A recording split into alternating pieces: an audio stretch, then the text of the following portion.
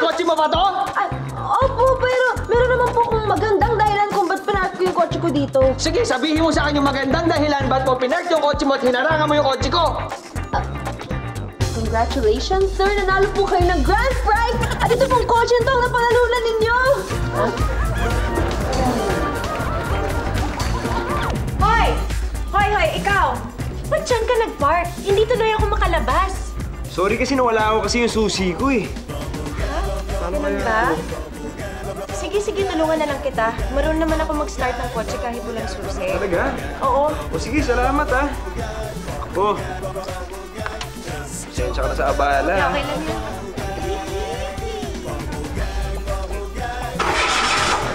yun. Yun. Sige.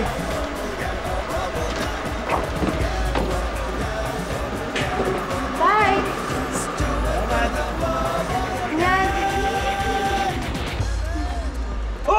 Uy! Auto ko yan! Auto ko yun!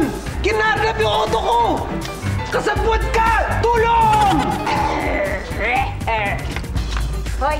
Sa'yo ba itong kotse, ha? Bakit naman nakaharang sa daan? Miss, pasensya na. Nagkaroon lang ng emergency. Itinakbo ko yung kapatid kong nasaksak dun sa pinakamalapit na ospital eh.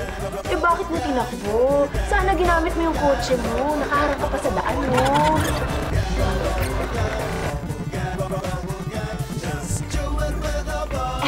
Excuse me. Bakit kayo dito nakapark? Hindi tuloy ako makalabas. Ako, pasensya na eh. Bago kasi tong kotse ko eh. Hindi, ano ngayon kung bago? Eh kung doon ko pinark sa malayo, baka hindi mo mapansing bago to.